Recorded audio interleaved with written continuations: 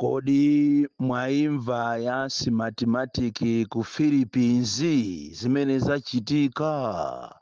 The DC.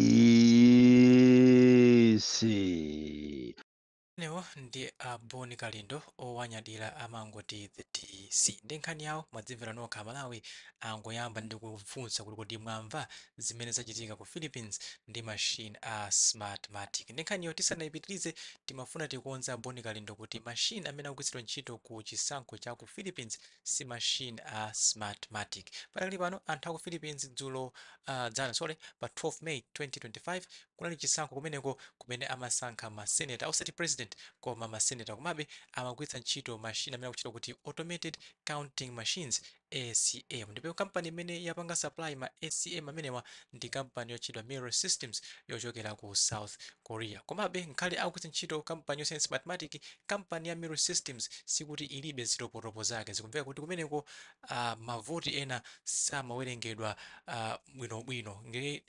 Tikuwerenga pa nkhani ina imene olemba ndi Dexter Kabauza. Dexter Kabauza akulemba kuchokera mu mzinda wa Manila kumene ndi likulu la dziko la Philippines, kumene kwakunena kuti mu Chingerezi thousands of Filipino voters on Monday left their polling precincts disappointed upon learning that they had unknowingly cast their votes for candidate did not actually vote for, or worse, had their votes for a particular post invalidated. These glitches were apparently due to the high sensitivity of the new automated counting machines ACMs to extraneous marks and smudges on the ballot. Mwachidule akutitu anthu amazindikira atavota kale kutitu mavoti awo apita kwa munthu wolakwika. Imagine inuyo mufuna kuvotera chipani cha Democratic Progressive Party komanso a Professor Arthur Peter Mutharika koma kupeza kuti voti yanu yawerengedwa ngati yokavota chipani cha Malawi Congress Party komanso Dr. McCarthy Chakwera. Ati nthawi zinanso peza kuti voti yanuyo osawerengedwa kumene kuti votiyo mwakaponyadi kapena simunakaponya. Zimezi zimachitika chifukwa chokuti cha machine amene wawa amene akuti they are highly sensitive. Ndi nkhani imeneyo ndi imene ayamba nayo Boni Kalindo lero pa Nyasa Voice Box, komanso nkhani siyokhayo akunena kuti kuno kwathu ku Malawi olemekezeka nduna ya za ntchito amene wandu olemekezeka apita dimba alengeza kuti minimum wage yakwera. Ndi nkhani imodzi pano pa Nyasa Voice Box kuti voti ya Boni Kalindo ayipitiza bwanji nkhani zimenezi, ndipo akamaliza timati musangochoka mutuze maganizo anu in the comment section below pompano pa Nyasa Voice Box. Kodi mwaimva ya simatematiki ku Philippines zimene zachitika? The DC. Lero nkhani zathu zikulu tikupasirani zimene zachitika ku Philippines zokhuzana ndi simatematiki, komanso tilowamo ku malaulo amene achitika kuno ku Malawi okhuza nkhani ya minimum wage imene nduna ya zaleba ya ulusa, komanso tilowamo mu nkhani ya Kamuzu Day.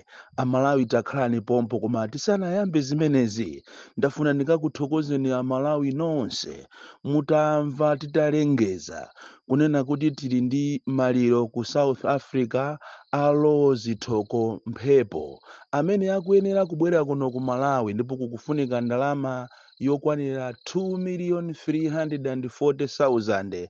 Amalawi akufuna kwabwino asonkha ndalama imeneyi, koma kwangosalira shortage ka balance pang'ono okuti amene akuyenera kuti anyamule maliro amene wabwere nawo kuno ku Malawi zitheke zonse azibwera nawo 500,000. 500,000 ndi imene yasalira kuti maliro amene wabwere kuno kumuzi. Choncho tikupemphabe Amalawi akufuna kwabwino amene mukuchimva mu mtimamo kuti pang'ono pamene mungatithandizire munthu ameneyi kapena maliro amene abwere kuno ku Malawi. Nambala ndi omwe ija ma 9 awiri 365 035 0 ma 9 awiri 365 035. nkhani zazikulu lero paka muzude ndi nkhani imene itingayitchule kuti ndi breaking news, nkhani imene yagwedeza ziko.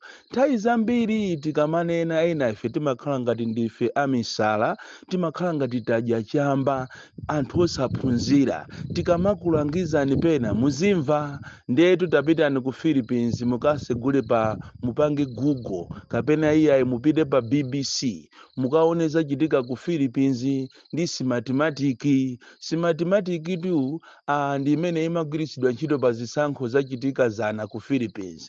Pakana lero machine akulephera kuchita administer zisankho, akulephera kuchita produce zisankho, marizasi saakubwera chifukwa cha kampani imene ya simatematiki imene mbiri zake ndizonyasa kwambiri. Ndiye funso nkomazifunsa kuti kodi ino ngati akulephera azungu kuchita administer zisankho zawo kuzera ku machini ya simatematiki, kodi anakude ngati ife azatenge tingakwanise? Funso lina ndi ili ino a opposition muzizifunsa kumanena kuti kodi nthawi ijayo anazalengeza akumeki kunena kuti akufuna ati ayesere zisankho, inu munayamba mwamvapo zisankho zikuyeseredwa? Chabwino popeza zisankhozo anayesera ndiyeno anayamba akuyitanapo nonse a opposition kuti tiyeni tifuna tikachite destroy zija timayesera zija.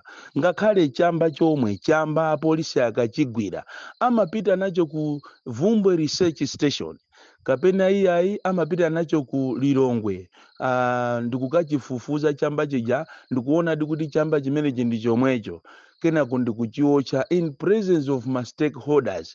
Kodi ino anakuyitanaponi kuti mkaonerere zimene alembesa zija atizoyeserera? Komatu awo atuni malaulo andipali anthu ena amakani ku UTM, kuli anthu ena amakani ku DPP, anthu ena amakani ku Afodi. Bola tumwena Joyce Banda pang'ono akumayesera kuyima ndikumalankhulapo, koma zipani zonse zosusa sinthakuziwa kuti kapena mwachita kuseteredwa kapena chichachitika ndi chanakusambirani mankhwala anzathu akulamulo awa, popeza mwina kacha yawo ndiyokhuzana ndi zachikhalidwe za mankhwala choncho akusambirani mankhwala kuti mukakhale chete choncho. Lero tu ndi aja kutakatani mafiga ndi aja mwaona mafiga aja akuchita kuonekeratu mafiga awawa. Somebody has doctored those figures. Takhala ndikukuwuzani kunena kuti tapita ninu mupite mukawuze kuti tifuna auditing, komanso mwachite force kuti sitikufuna simatematiki ndeza aonekeratu azungu. So ngati zaonekera azungu lero siku lachitatu mavoti sakubwera, marizasi sakubwera mmasenta, motero kuti kwasokonekera kuopsa ma press conference sati apangaliti akungokanga nako azungu. Kuli bwanji iwe ndine munthu wakuda, munthu ake seziku lake losauka, asogoleri ache wokuba amene sala badaso za ndani ayi. Chisankho ichi ngati simusamala inu a opposition ndi seremoniyo mukungoperekeza mfumu kolezera okumwa muwali ena. Zisankho izi mukuyenera musamale kwambiri.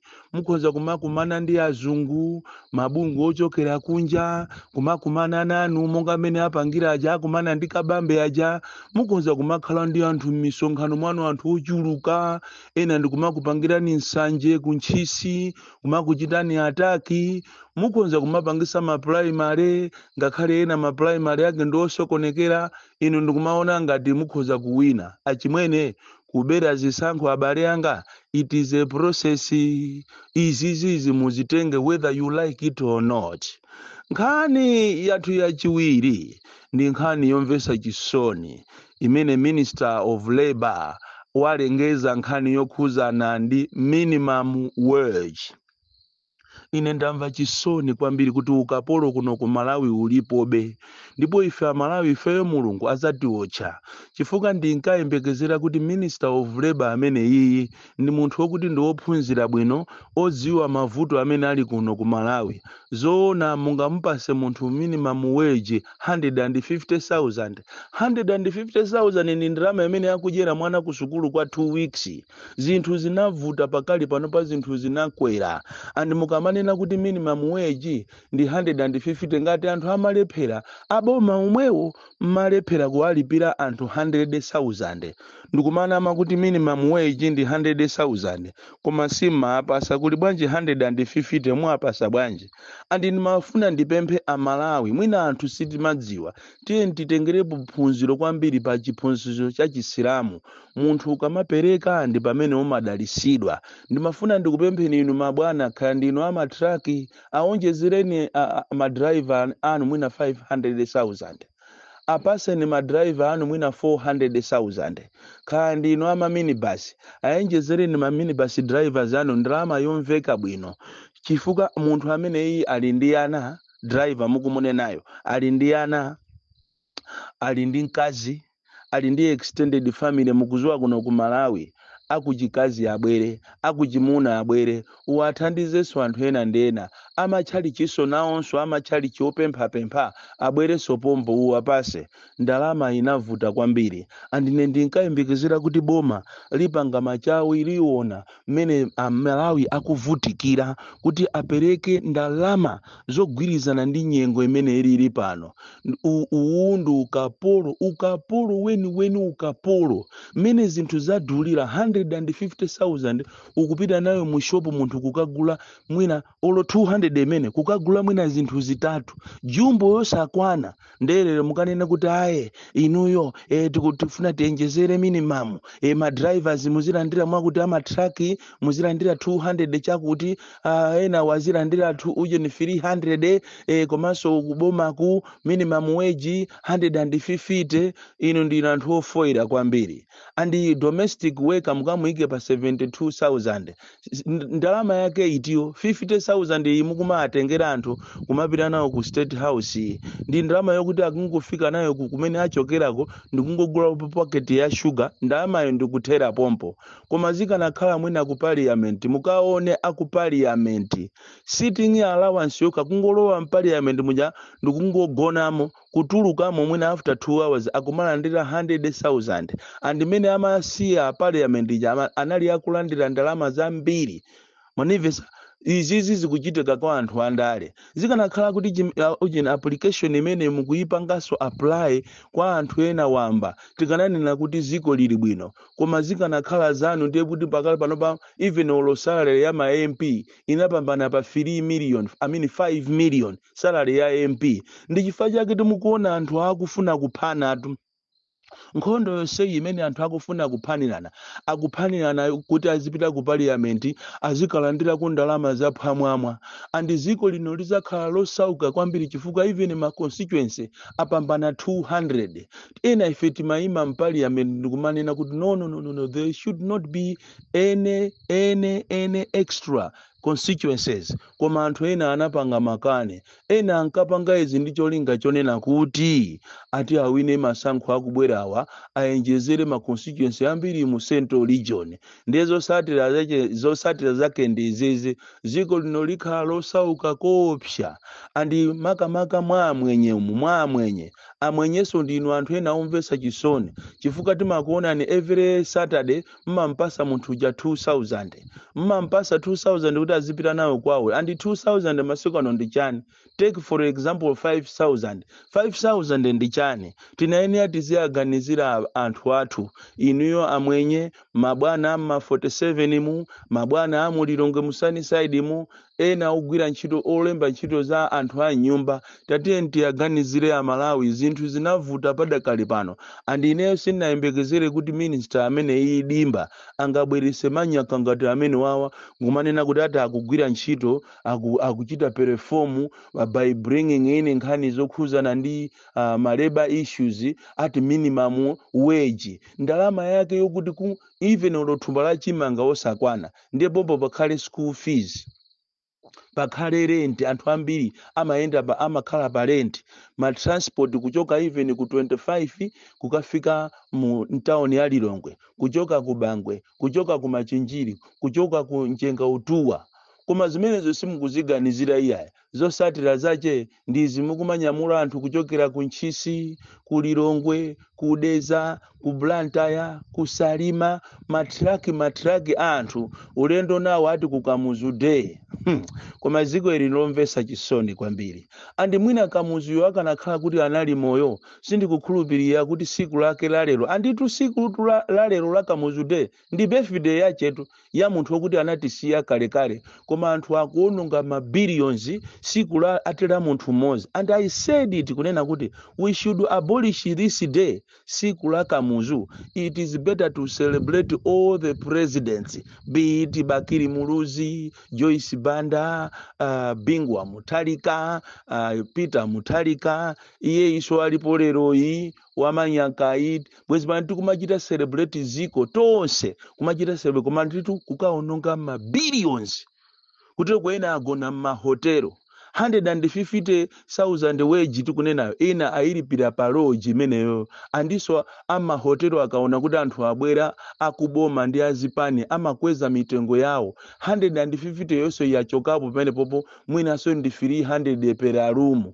Lero mukutenga ndalama zonse ulendo nazo kumzuzu kukachita celebrate Kamuzu Day, munthu wokuti anamwalira. And I don't think mene ine ndimamuziwira Kamuzu akanalola za uchisiru mene ziko lavutira panopa, mafuta kulibe, anthu akuzunzika kukhala pa mizere yakusiyana-siyana kuti azidikirira mafuta. Kamuzu akanangopita ku Kamuzu Academy kukapangisa mapemphero, koma inuyo ndithu basi kunyamula anthu ziko lonse kukaunjika pa ujeni pa Katoto Freedom ati basi atikumudikirira ati president anuyo kuti asike aziyenda wapansi azishaina azioneka ngati iyeyo ndi dolo ati wachita deliver. Ndiye ndikuja ati wafika Yezulo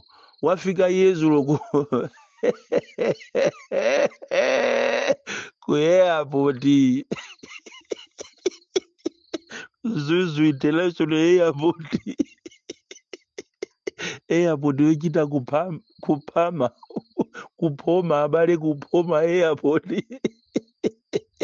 lero akuyikira mitengo ngati ndikhola la nkhuku. Koma dziko la Malawi Mulungu chonde mutithandizire. Chalagwe chisengo chakupana se ukangova upresident eni ukaiza basi mwina mwai wako ndokuti uli ndi opposition yofoka kwambiri, koma akanakhalapo Malemu Chilima, ndipo iwe Chilima mzimu wako uzusa mtendere sukanalola amanyaka ngati amene wawa. Akanakhalapo Malemu Chilima, ine sindikukhulupirira kuti Kamuzu Day akanachitika.